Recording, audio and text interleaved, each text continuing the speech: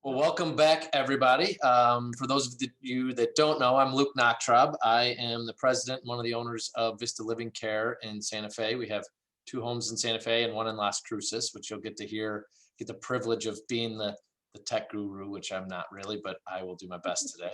But you get to meet a lot of our team, which I'm excited about. I'm very proud of them today. And so just be very aware of muting when we're not talking. We don't want to control everything and mute everyone automatically. So try to keep it muted, and I'll do my best to monitor the chat function that worked really well yesterday with everybody. As you have questions and stuff that come up, go ahead and use that. And when we get to Q&A, I'll reference that and help go through. So it was a great day yesterday. I'm looking forward to today and the rest of the week. And rather than keep talking, I will pass it over to Jytte and Ruth, who will get us going on our first session. So welcome back, everybody.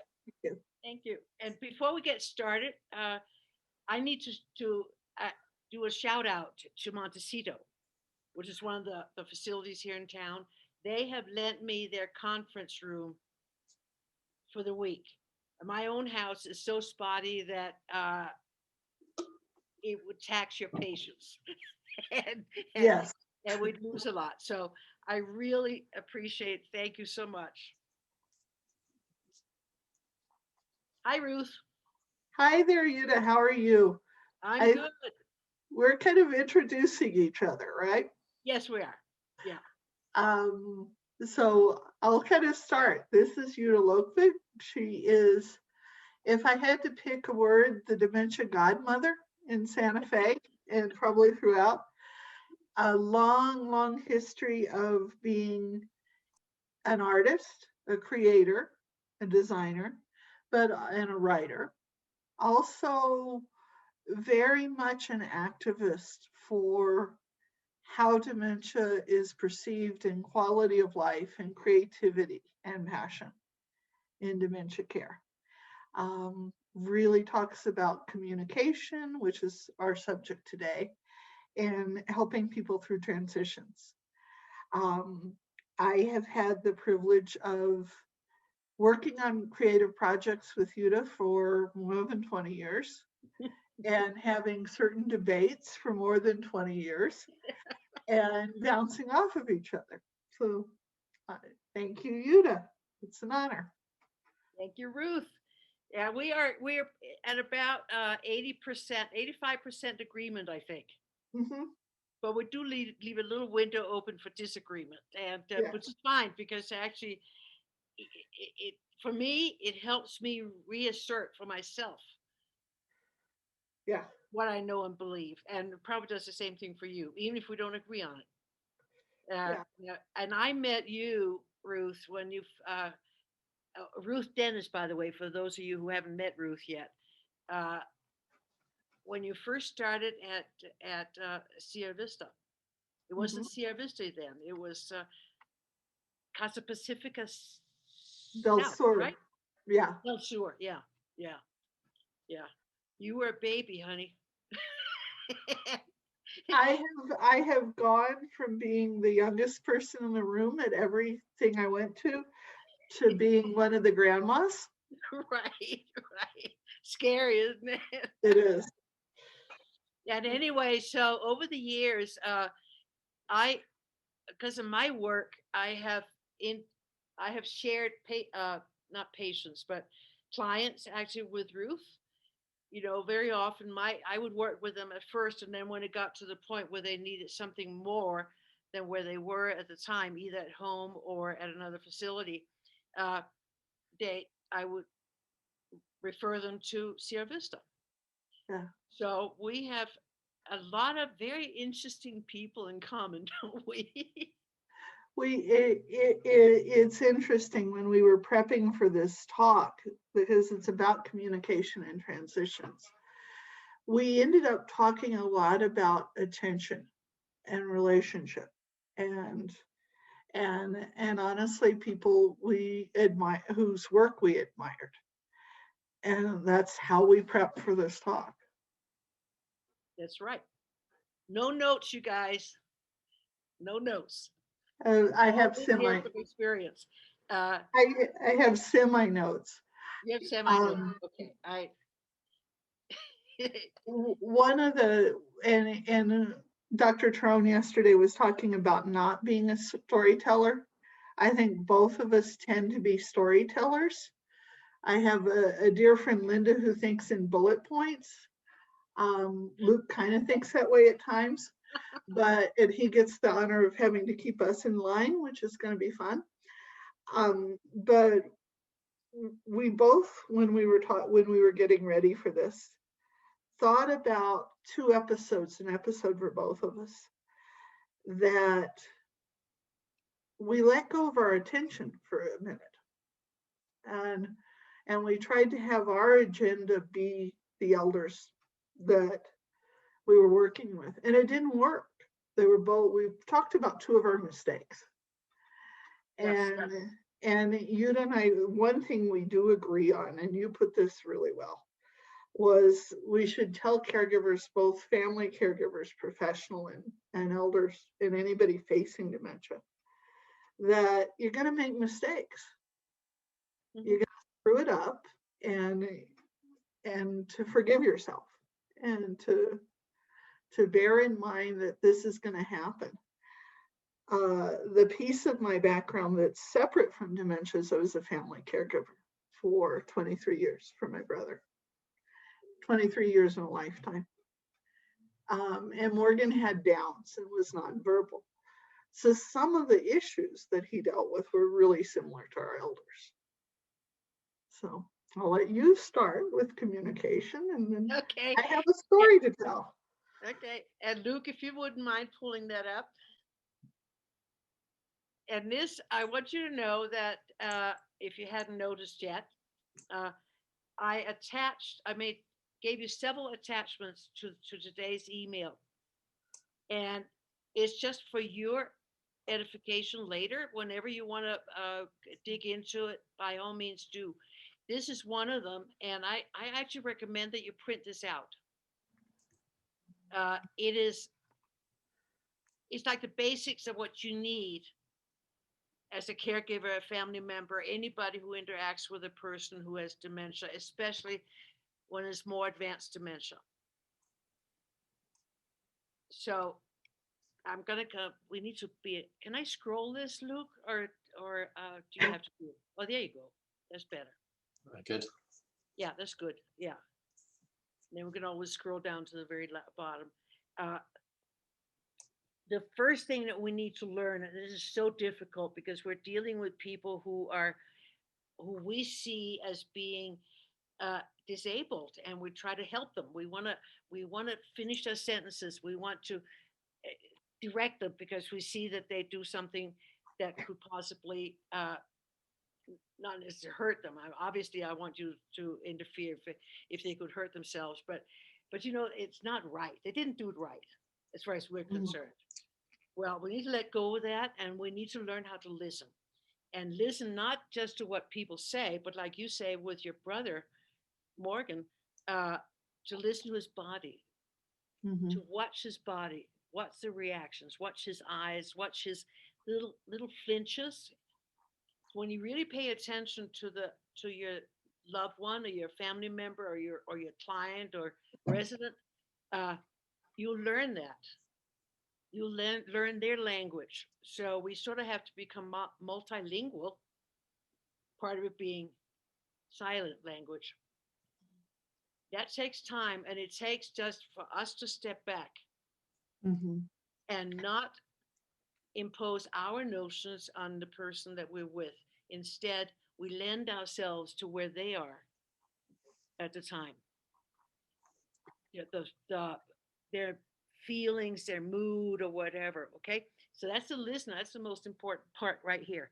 The other super important part is actually a little further down, where it says never argue, scold, or criticize. We're going to get back to how do you deal with that when they do something that's like,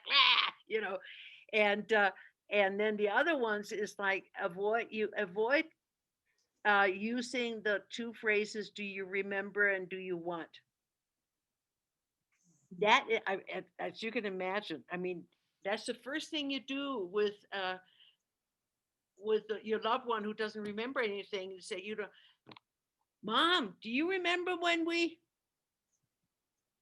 but we forget in that moment that she has short-term memory loss and possibly long-term memory loss. She does not remember. That's her disability. She does not remember things. So it is incredibly unfair. That It is. doesn't mean that we can't have conversations, and that we can't have conversations about so-called memories. But instead of actually asking that, do you remember? You just start talking about something that you think, you suspect that she'll really enjoy hearing about again. Something that you guys did together.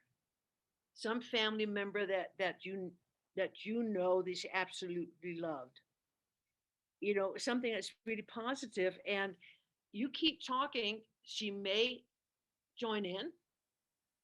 She may actually have helped her remember something. But even if she didn't, if you tell stories like that with joy, you're sharing it with her again. And you've already told her that, oh wow, this when you and Uncle so and so, when you had that ice cream party with the homemade ice cream, oh, Mom, you were fantastic. And you had all the sprinkles and everything. You could go on and on and on and on. And what I discovered, of course, with clients, I worked mostly with clients who were in the pretty advanced stages, and a lot of them were almost nonverbal. That if they really loved a story, I would tell it again and And again again, and again and again. Because what we're doing also, we're bringing them into it. They're part of that story, and it enriches them and tells them that they were important to us, that we would remember this, and that they were special people. I mean, otherwise, why would we remember it, right? Now, just to let you know, one of the links I have in today's email, I think I called it "What Not to Do." It's a mhm, video. I don't know if you saw that, Ruth. Uh, I did. And it's amazing how many times you actually see that in the world. yeah. It's also easy for us to fall into. I think one of the things, what Yuda's laying out and what I agree with caregiving, and we'll get into a couple of our debates on the next on one of the next lines, but is that it's really, really easy to fall into some of these traps, Mhm. especially if you're tired, especially if you haven't been sleeping, especially if it's a busy day. It's hard to, one of my professors used to say, leave your crap at the door. It can be really hard to do that if you're living with it 24/7. But it's And also okay. It's also okay to tell the person that you're caring for that you're having a lousy day. mhm. You and can. I need your help. Yes, exactly. One Exactly. of Very important. one of the most profound moments in my experience as a family caregiver was a night that my brother was really struggling. He was in a lot of pain. He was a very macho, stubborn guy in his own right with Downs. And he was having a hard time, and he would not rest. He would not put his feet up. And at one point I just stopped and I looked at him and we both cried. And I said, I need your help. I really, really need your help tonight. And we put our foreheads together and he put his feet up and he helped me help him. And I think that is when you ask for help, when you say you're vulnerable, is really important.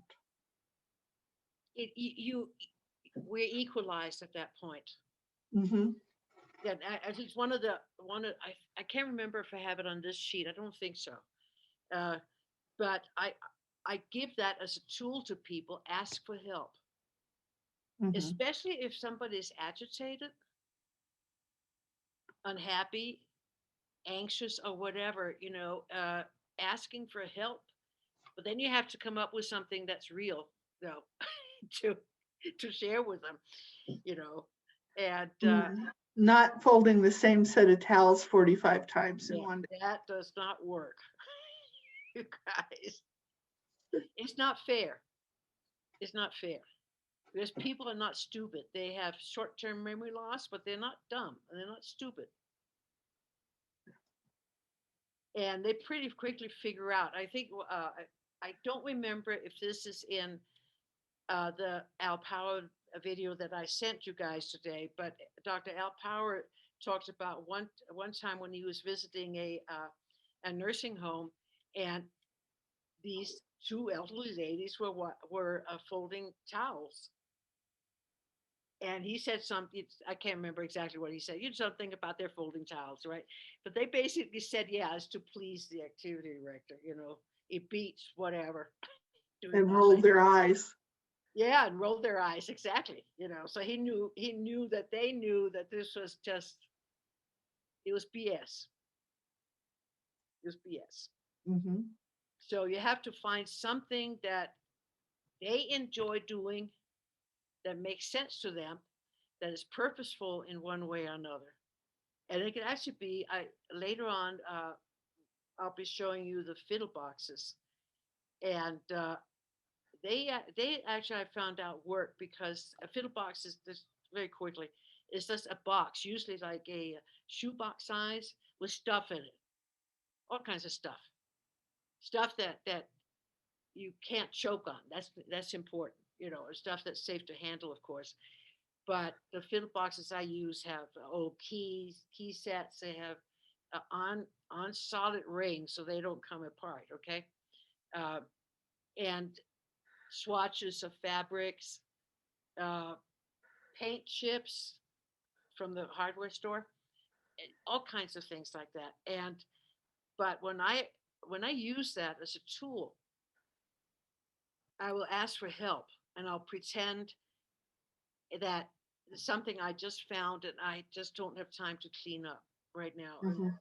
Would they mind looking at it? See if you can make any sense out of this. And it's very important that it looks really messy, by the way. So look at this mess I found. Do you have time? And that usually works because it's again, I'm asking for help. I'm also making it sound like I respect their space and their time. Mm-hmm. And I will always thank them no matter what they do. Even if they do nothing, just stare at it. But they're almost always irresistible, Fiddle boxes. So we'll get to that later. Very quickly. Would you scroll down a little bit more, Luke, please? There.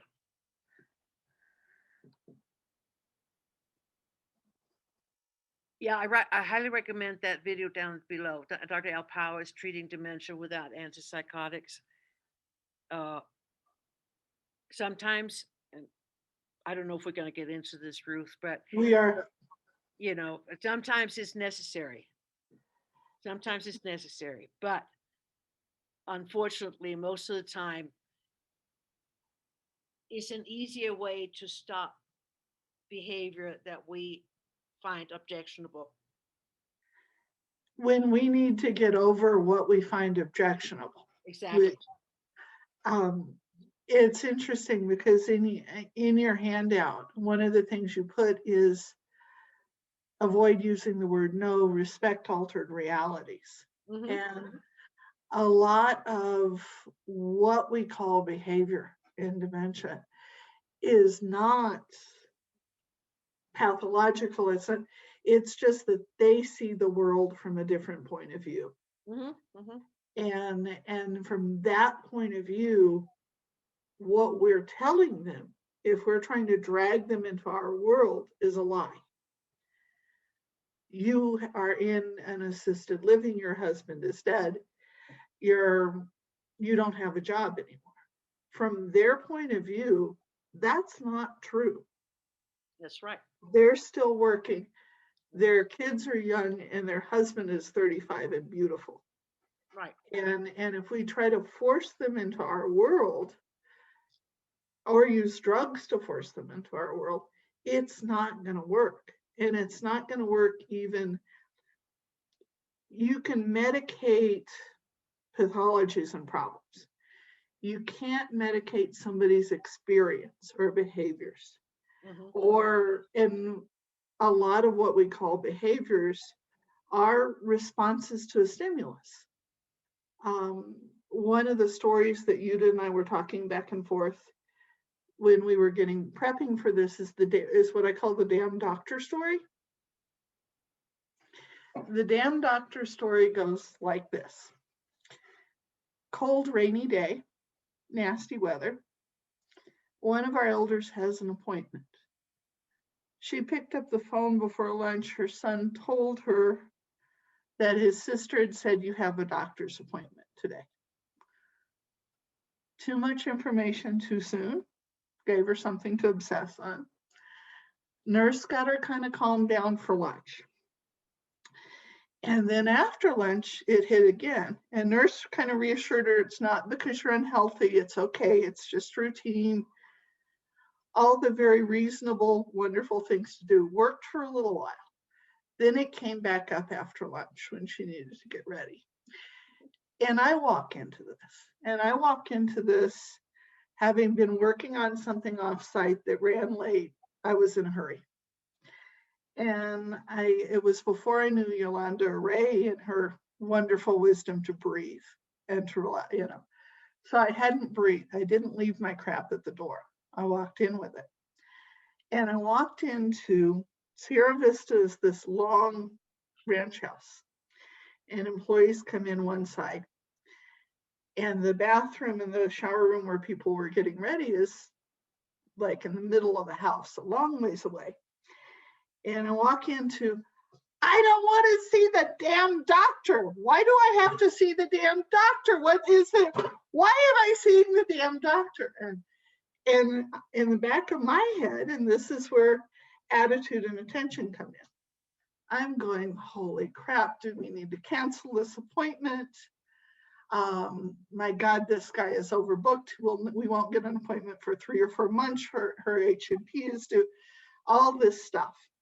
So I have my agenda. And I walk up, Ruth role in life is to be mother hen to the elders.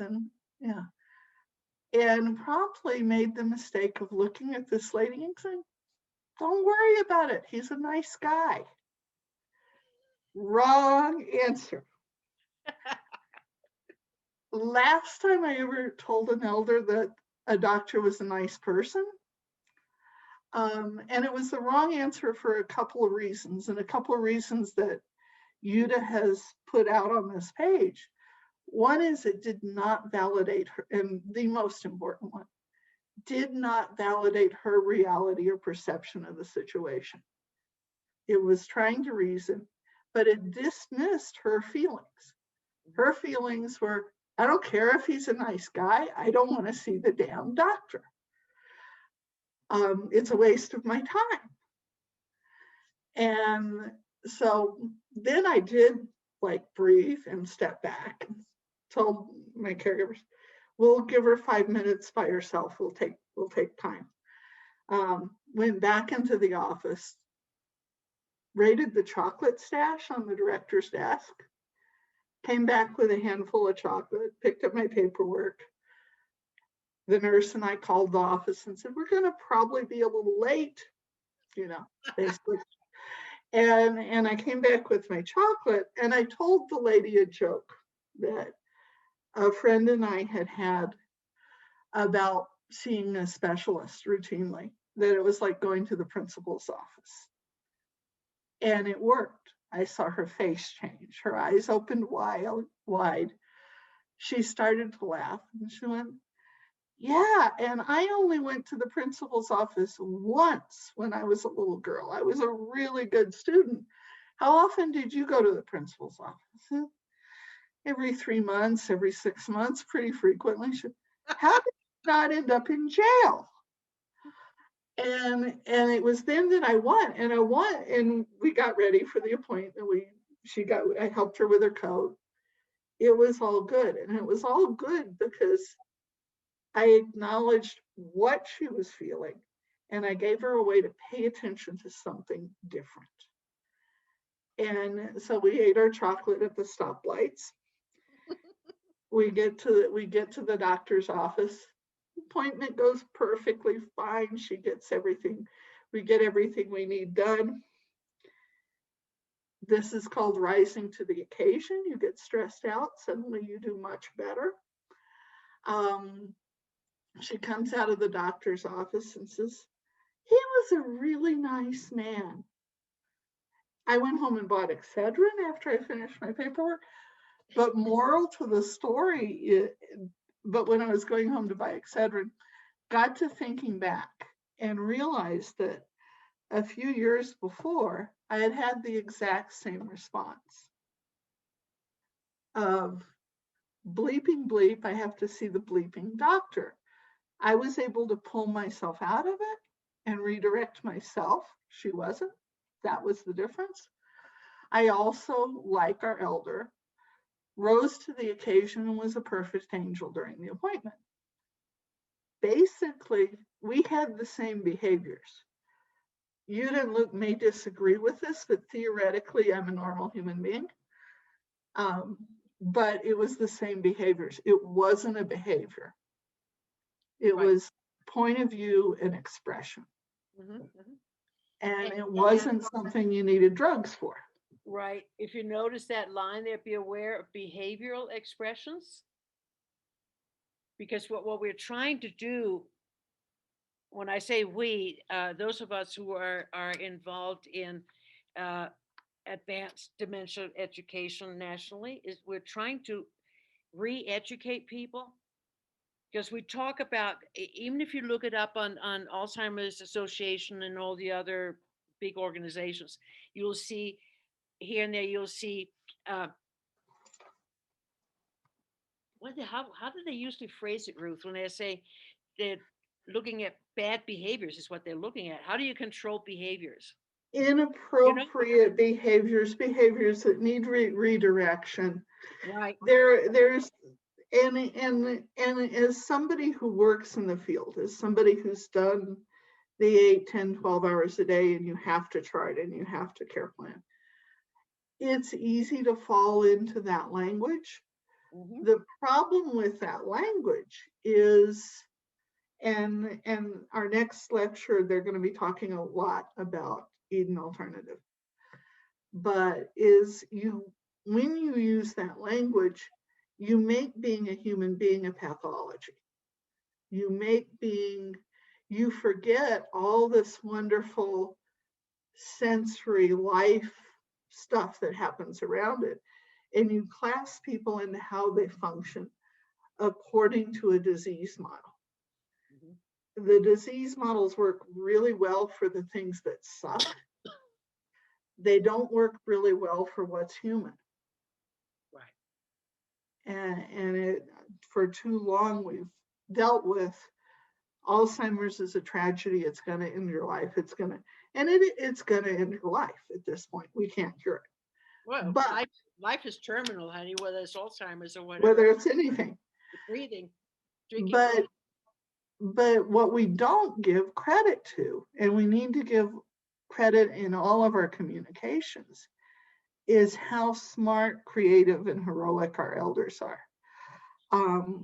Luke and I worked with an elder who, for the life of him, couldn't brush his teeth. He could not figure out how to do it. No amount of OT and PT. His verbal skills were amazing. I think at one point he was giving Luke stock advice when he visited.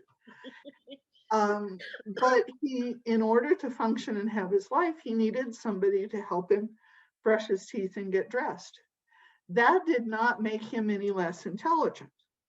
That didn't make his business advice any worse. It just meant he needed help brushing his teeth and getting dressed. And that's not, I had a gentleman that I worked with who, and we'll talk about maybe no and arguing the next bent round. And it kind of goes back and forth. This gentleman was losing his ability to walk. His brain and his body weren't communicating. He was angry about that. And the tendency in a lot of our training is to try to redirect, to try to take people away from all the negative. He didn't need that. He needed to express that this made him really angry and to talk about it and to be mad about it. And he needed to do that for a long time. And he had reason to be angry about it. There was no amount of redirection or positive cheerfulness that could make him not feel that. It was also not a medication issue. Right. It was, he was grieving. He had a loss. You were not going to get, there's not enough Seroquel or, there aren't enough antipsychotics in the planet to make the man not have a loss. Mm-hmm. And I do think, I agree with Jytte that sometimes they're necessary. Sometimes the medications are a comfort measure. But there are other times when, are you trying to keep someone from feeling like a human being? And somehow it's hard for us to accept sometimes normal feelings that we all have and normal expressions that we all have. But when a person is in the more advanced stages of dementia, we kind of assume that all that sort of all goes away because no. She can't talk right, she can't get dressed. I mean, why should we take her seriously? Yeah. But the truth is, the feelings are always the same, you guys, good or bad. Yeah. And they stayed. Yeah. I need to divert just a little bit because you brought something up, and I don't know where else in this week this would fit. But I have a beef. Well, you're talking about your lady with the damn doctor, right? Well, I have run into some damn doctors. Yeah, oh yes. And I have to tell you, I loved it. I had this one client, and she actually ended up one that we shared, you and I. She needs to go for a same day surgery at the hospital on her eye, and so we had an appointment. I called the nurse who made all the arrangements. I said we must be able to walk straight into the room when we get there. We can't do waiting room because this woman had no patience whatsoever. She'd get up and walk away after 2 seconds, right? And of course, the whatever her title was, nurse in charge, uh, didn't want to do that. She said, "Oh no, you have to be here like 2 hours ahead of time. You know how they are about surgeries." Yeah. I said, "Won't work." I said, "If you make us do that, you'll regret it. your hospital is going to be upside down." Because I made her out to sound like this monster, right? But the truth was, I mean, I would have had a hell of a time. Mm-hmm. She would have been very unhappy. And I'm a firm believer of being in a very good space. If you have surgery or anything else that you need to do to your body, being very angry doesn't help. So finally she gave in. And so we showed up. And sure enough, we got there. They uh, took us straight into the prep room. And I had brought, she also loved to sing. So I had brought her favorite songbook. And we were waiting. And the doctor walks in a few minutes later with an entourage behind him, like 2 or 3 nurses and whoever else, right behind him. And he happens to be very tall. And he does this to me. You Oh. can wait. And I said, okay. Rather than arguing with him, I picked up the songbook. I said, okay, but you know what? If you have issues, I suggest you try page 6. And if that doesn't work, go to page 14. Page 6 was Home on the Range, I think. And page 14 was how much is that doggy in the window? The surgeon. Right? And it was so funny to watch this man. He got off. I mean, when he first walked in, he was imperial in stature, right?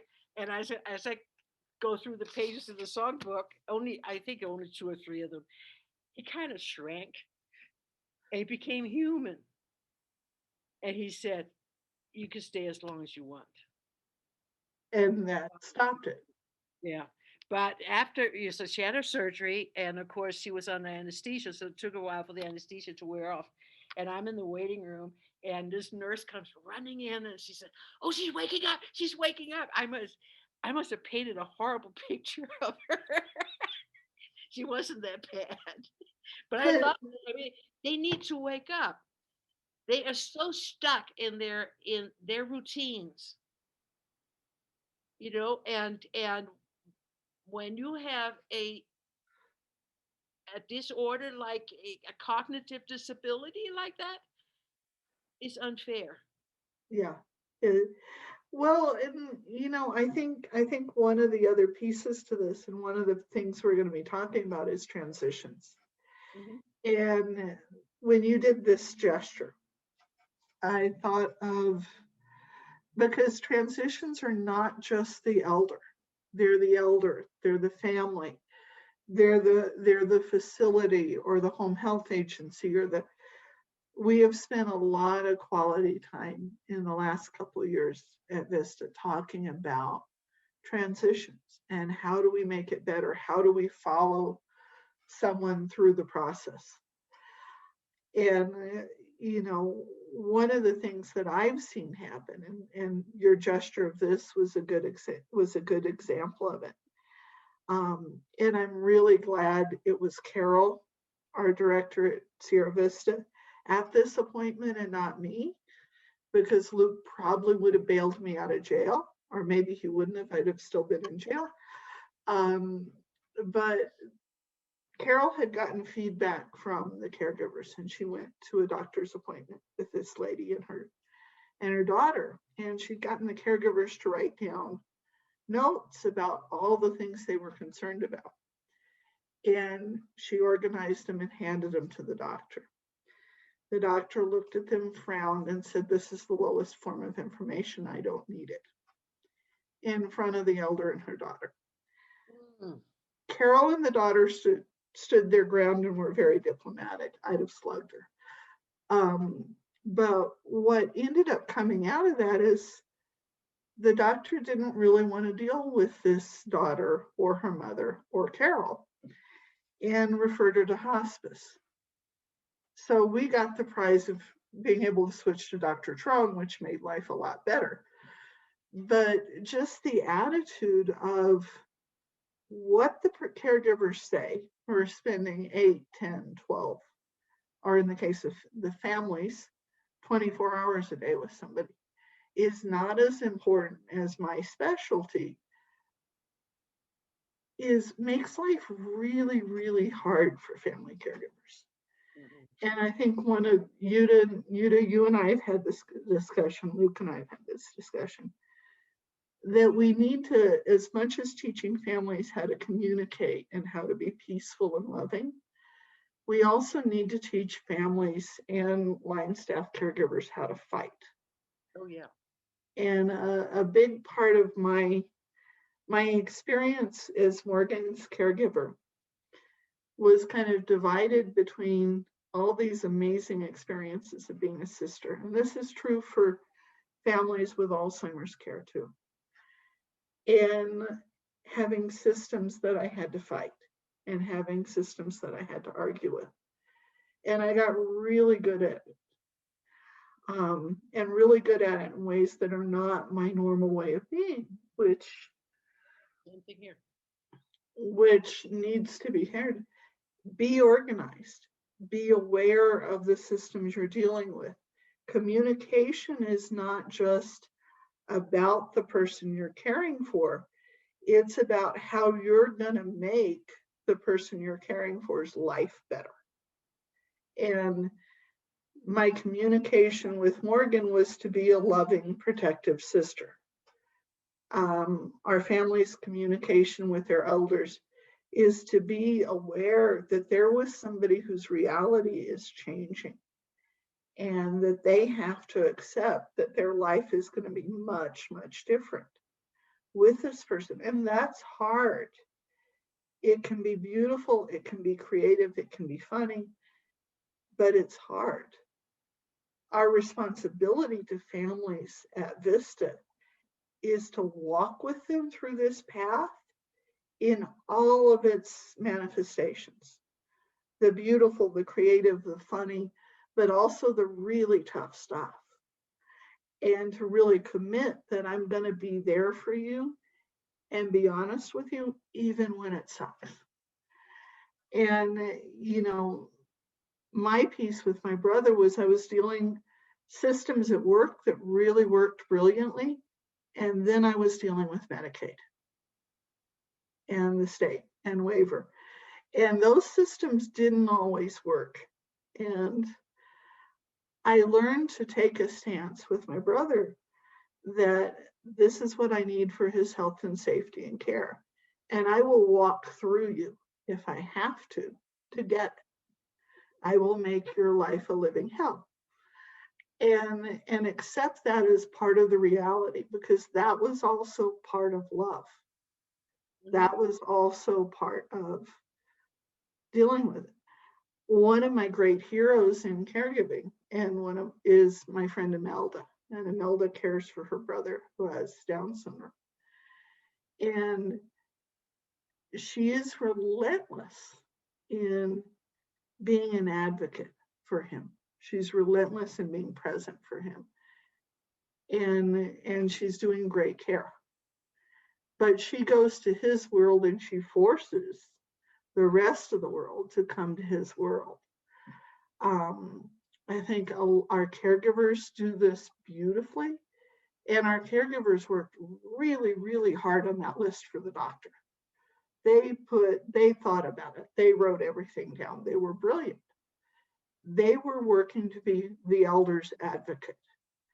This is what we see. This is what she needs. And I'm going to fight for it. I think the doctor did once call Luke and tell her to fire. The difference is you listen. Yeah. You are in charge, but you listen to your staff. And unfortunately, that doesn't always happen. Yeah. And you're absolutely right. My mother joined the Peace Corps as a nurse because she got so sick and tired of the nurses that she worked with side by side, trying to tell the doctors what was really going on with the patients and being ignored. And patients suffer. And we learn. I mean, I'm sure you were like me when we were little girls. We were very sweet. I was not. I was in the principal. No, that's right. You were. I was just, I was very sweet. Nice. I mean, I would never have stood up to a doctor the way I did. Mm-hmm. Not just that one time with the songbooks, but other occasions too. And that's, I mean, I thank my dementia clients for that. They taught me a lot. And I've also seen the part of what we were doing when we were working on this talk was we were talking about our heroes, mm-hmm. about people that really made a difference for us.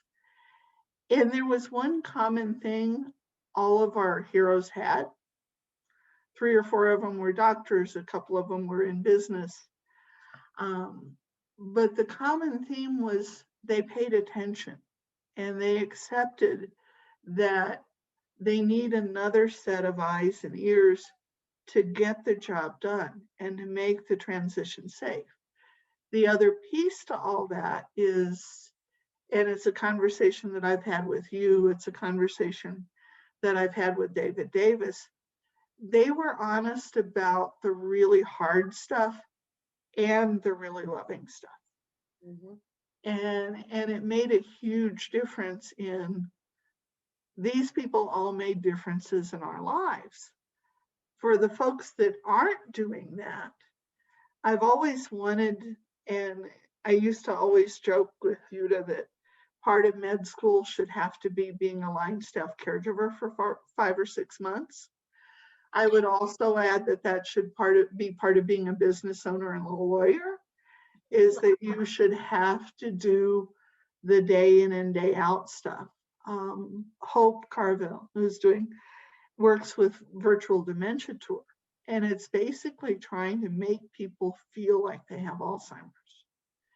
And I think you have to get that kind of gut knowledge of what it's like to be both someone facing a critical illness and someone who is doing the day-to-day hands-on care. Part of Jytte's experience as a writer is, writing in all her experiences with elders. My experience in finally doing a book and writing came about because I was caregiving at home and I was caregiving at work. And I started being up all night because my brother was not sleeping well. And so the way to resolve that was to go home and write a book. And I was in a place that could happen. How are we doing on time, guys? I think we have 10 minutes. We've got, I'm showing about 12 minutes before we transition. I know we have one question that came through that I think is a good one. And do you want to other start? comments and stuff, but Why don't we start pulling up questions and kind of open it up for discussion? Are you good with that, Jytte? Yeah, we're good with that. And this handout that you see on the screen right now is in your email as well. So you'll have it. You can print it out. So and mine and Jytte's ongoing debate is about arguing, because we have a different definition of arguing, I think. So. See, we come from different cultures, honey. That's what it is. Jytte, Nicolette asked if she can share that document, if we can share that document with people that didn't attend the conference. Absolutely. Okay. Absolutely. Yes. Actually, all the stuff I sent you, a lot of it, of course, is from online sites. But all this stuff that's mine, if I put it out there, you may share it, of course. Okay. One other thing while we wait for you to change the screen. Oh yeah, I'll stop sharing. Sorry. You talk about transitions. The other transition is actually from home into a care facility. And we're going to talk about care facilities later in the week. But right now, while we're at it, I want to share this with you. My successful care transitions from home to a facility have taken up to 2 months. Because what I do, and I recommend this to anybody, taking a person who is in the earliest stages of dementia and basically dropping them off at the facility's door is so unfair, because they know exactly what's going on, and it'll feel like, what if we were dumped? And one of the things, and I'm going to encourage Luke to chime in on this one too. We've been talking a lot about transitions at Vista for a couple of years and having pretty deep, heavy conversations. But there are different types and different reasons for transitions. In an ideal world that I would love to have, you would introduce families to the people who are going to be their caregivers and their activities and socials and nursing for 2 or 3 months ahead of time and blend them in. You would also start that support or education with families and bleed it into your whole culture, but also continue it after that connection after someone passes. In the real world, and what I've done for 20 something years, and Jytte and I've had at least one of these people in common, there are emergency crisis situations where going home is not an option, where someone with great verbal skills can bluff a doctor, and where you end up admitting them out of the ER. And with this guy, there was a reason he and his wife had kept Jytte out of their house for a long time and wouldn't let her visit them at home, because it was a major crisis. And what I wished is that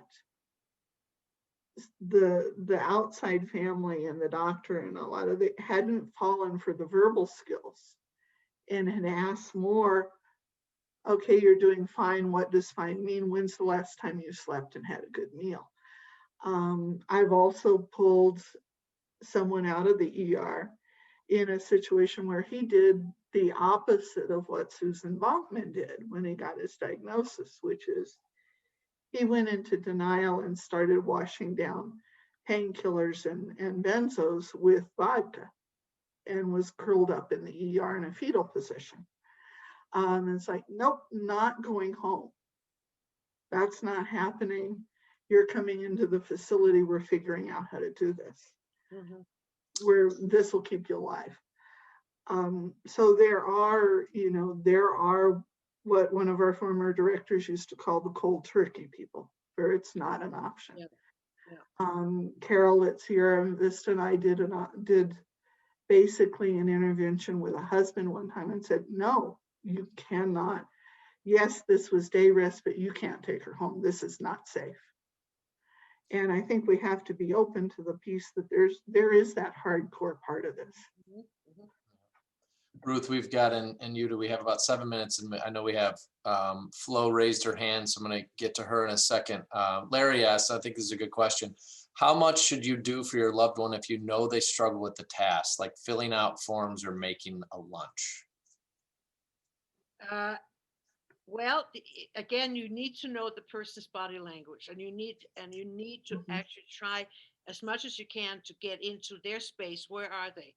Are they really frustrated, or are they just kind of stumbling and finding their way? If they're stumbling and finding their way, they may find their way. So we have to let them experiment at least for a while. But if you can tell that they're really frustrated, getting angry with themselves, then at that point, I learned one thing. I learned not to say, "Can I help you?" Mhm. I instead I say, "Can I give you a hand?" Because that's very different. Giving a hand is equals again. Whereas if I ask you if I can help you, then that I'm suggesting that you don't know what you're doing right now. Giving a hand, yeah, giving a little bit of assistance. Uh, but as much as possible, I mean, I believe that we should encourage people to do for themselves until they can't anymore, or they are so frustrated Yeah. that it becomes a real negative. And I think, I mean, one of the things I hear a lot when people transition into Vista is they're much more relaxed, but they're so much more confused. And there's a phenomenon that I call white knuckle functioning, where somebody's holding on to dear life just to keep it together. If that form is something you're going to need to pay a bill, maybe make a copy and let them fill out their own form and you fill out the one that's going to get the bill paid. Right. Exactly. Just don't really tell them about it. But the other piece is there are ways to simplify a task and make it easier Hmm. that don't have to be obvious. Right. And it doesn't have to be done like within the next 5 minutes. It can take 15 minutes if that's what the person needs. Because that's Or kind of what we run into as caregivers. Oh, come on, let's get this done, you know? Yeah, I think in my case, she's okay with me doing it, and the problem is that I don't think she couldn't get 100% through on her own. So in a way, it kind of reminds you, I can't. That's just something else I can't do. But if I just take it on, and she doesn't have to think about that, and she's not resistant, but just want to be supportive too, because people need autonomy. So Right, exactly. Yeah, you're right. Bill Thomas actually does a really good discussion in Eden Alternative about how we define independence. And a lot of the ways we define independence are complete BS. So if her energy and emotions are going to get so tied up in trying to make the lunch that it's going to be frustrating, it's not really giving her independence to kind of. I'll find that for us. I'll send it to everybody, okay? That's good. Good question, Larry. Thank you. Flo, I think you unmuted if you wanted to just ask your question. I think you raised your hand. Sure. Thank you so much for all the wonderful information. I have a friend that I visit from church, and I take her lunch twice a week. And one of the things she wants to share with me, and she's 86 years old, is a lot of photographs, but I'm always scared to pick up the wrong photo album because there have been times when she's upset because sometimes she thinks she's 46 years old, and then other times she thinks she's a different age level. So, um, any suggestions? Pick the one where she's the youngest. Mhm. Oh, thank you. That works. Straightforward.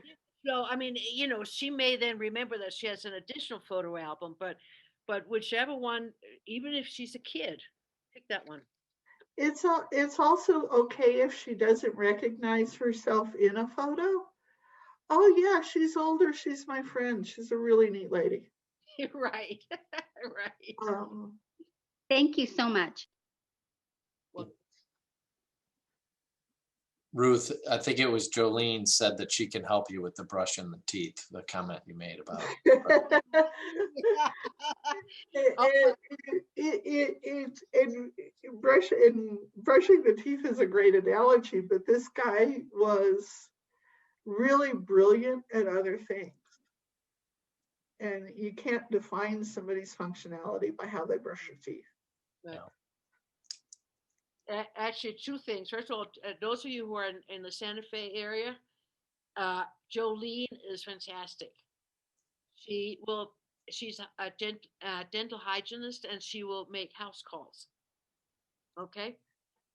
And I'll give one other piece to Jolene is she's also a realist. Mm-hmm. She knows that flossing somebody's teeth 3 times a day if they have advanced dementia is kind of torture. Right. Right. Right. And one thing about an intelligent, super intelligent person, super smart person, and still having dementia very quickly, because we're running out of time, aren't we? 1 minute, technically. 1 minute left. I'll make it very quick. I was having this amazing discussion with Charles. I made up a name, who lived in the memory care, one of the facilities here in town. Delightful fellow, right? Right in the middle of a thought, he said, "But I don't know what to do with the skeletons." And I said, "Skeletons?" I mean, it had no connection to our conversation, right? And he said, "Yeah, the ones that visit me at night, Oh, that are in my room at night." And I said, tell me about them. What do they look like? He said, "Well, they're kind of greenish." He says, "But what I don't understand is how can they talk to each other? They have no tongues." So I know, but you can't laugh, by the way, in those situations. I said, "Well, Charles, would you feel better if they didn't come around as much?" And he said, "Oh yeah, that would really be really great." So he and I made up the verbiage for a sign, and I printed it out, very bold type, and took it to his room and put it where he could see it uh, from his bed at night. And I checked in with him a couple of weeks later. I said, "How's it going?" And he said, "Oh, I haven't had nearly as many skeletons lately." It worked. And what the great. sign said was, "Skeletons, go away." And I think the last piece is probably that sometimes things that are the simplest are best. Mm-hmm.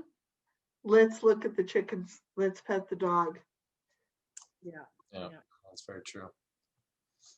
Well, wonderful. Thank you all. I want to say one comment. Sally has all kinds of good little stories and stuff in the chat box if anyone didn't see them, but her last one I think is a good thing on communication and stuff. Bickering is almost fun sometimes unless someone gets triggered. Diversion when not obvious is a beautiful way to change the topic. So you. just a little. And sometimes just having somebody else present in the room is a way to change the topic. Mm-hmm. Yeah. All right. So we will, speaking of transitions, which we covered a little bit, we will